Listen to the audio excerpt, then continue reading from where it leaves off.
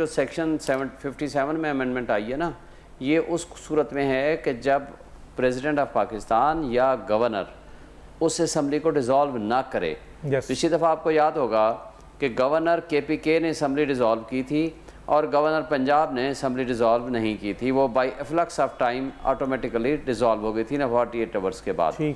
जब KPK का मामला आया, वो आर्टिकल 105 उसको डील करता है। तो सुप्रीम कोर्ट ने भी डिटर्मिन किया और इलेक्शन कमीशन ने भी ये लिख के भी दिया।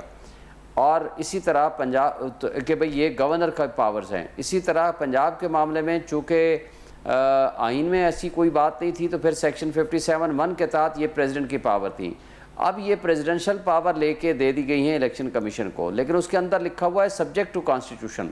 लिहाजा जो कॉन्स्टिट्यूशनल पावर्स होती हैं वो कॉन्स्टिट्यूशन के मुताबिक वो अथॉरिटी इस्तेमाल करेगी।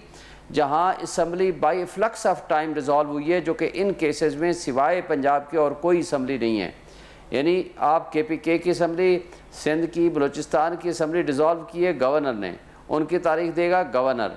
प्रेसिडेंट ने असम्बली डिज़ोल्व की है नेशनल असम्बली, वो डेट देगा president under article 48 sub article 5 में। इसलिए ये सेटल्ड इशू है, सुप्रीम कोर्ट इसको डिटर्मिन कर चुकी है। हाँ, to the extent of Punjab जो पावर है वो इलेक्शन कमीशन के पास है, जो कि पहले पावर ये थी प्रेसिडेंट ऑफ पाकिस्तान के पास, जो कि बाद में सुप्रीम कोर्ट ने भी उसको डिटर्मिन करके 14 मई की डेट रखी थी। और उससे पहले प्रेसिडेंट ने, आपको याद होगा कि ये भी उसने दोनों डेट्स दे दी थी, KPK के भी और पंजाब के भी 9 अप्रैल।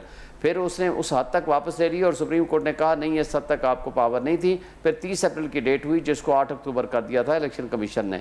तो लिहाजा ये चीज़ तो सेटल्ड हो गई है कि इसमें डेट देने का जो नेशनल असम्बली का अख्तियार है इस वक्त, keeping in view the facts and circumstances कि इन्होंने असम्बली डिज़ोल्व की है, तो वो पावर है प्रेसिडेंट के पास। और जो बाकी असम्बलियाँ डिज़ोल्व हुई हैं वो पावर है गवर्नर के पास, और इलेक्शन कमीशन के पास पावर है to the extent of Punjab.